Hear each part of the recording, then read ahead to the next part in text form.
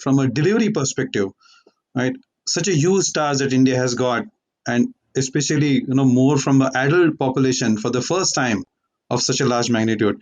What do you think have been the key strategies in effective delivery of this campaign so far, Dr. Mohan?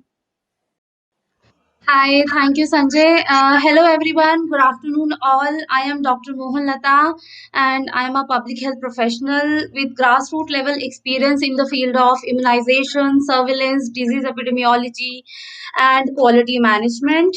Currently, I'm working with World Health Organization as surveillance medical officer, and from past 1 year, I have been involved in COVID-19 disease surveillance, and now after the COVID 19 vaccine introduction, I am involved in COVID 19 vaccine rollout and implementation in my district.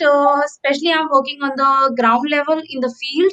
So, yeah, thank you, Sanjay, for inviting me. And I am really feeling very much honored to be a part of such great panel and to be a part of such discussion. Thank you, everyone. Yeah, thank you for the question. So, the COVID-19 vaccination in India is using experience of universal immunization program, which is dovetailed with election model approach, and Ministry of Health and Family Welfare, which is the prime body which develops operational guideline whenever there is new vaccine introduction, so that uniform practices are being followed across the country. So similarly for COVID-19 vaccination as well, in order to get the uniformity, operational guidelines have been developed and they are being followed across the country. As enumerated in these guidelines, a COVID vaccination center needs to be prepared and we should have three dedicated areas.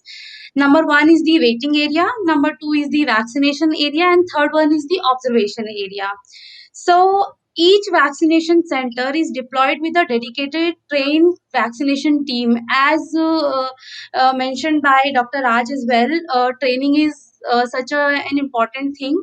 So this team usually comprises of one security personnel and which remains at the entrance, one verifier who checks for the identity and is also using COVID portal, the portal which has been developed by Ministry of Health and Family Welfare, and is being used for registration and vaccination of the beneficiaries. And then we have one vaccinator for the vaccination, and at last we have two team members which work in the observation room and also overall manages the session site. So this is the actual dedicated structure with the dedicated team in, and this adaptation have been taken from the election booth model. So for further, we have also adopted some practices of universal immunization program, and these practices are like development of microplan, IC material, that is information education and communication material, and capacity building of healthcare workers on some topics like injection technique, cold chain maintenance, AFI management, that is adverse event following immunization, four key messages, and biomedical waste management. So these are the some of the things we are using in order to scale up. Along with this, the vaccination primarily was targeted for three major groups, and these groups were identified by the National Expert Group on Vaccine Administration for COVID 19. And the groups are healthcare workers, then the frontline workers, and the priority age group, which is further divided into two groups. The first one is the population between 45 to 59 with selected comorbidities and population above 60 years of age. Now, starting from today, anyone above the age of 45 years can be vaccinated.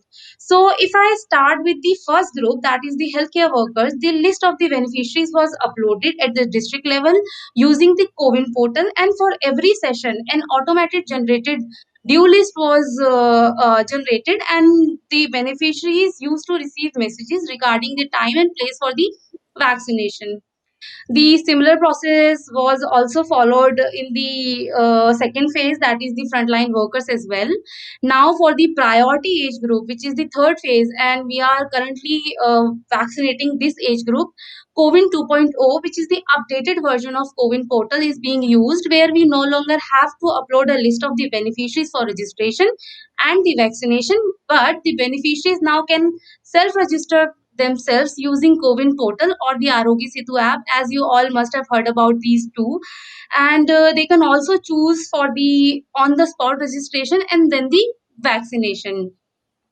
So, as we all are aware that health is a state subject. So, in Bihar, currently I'm serving in Bihar region.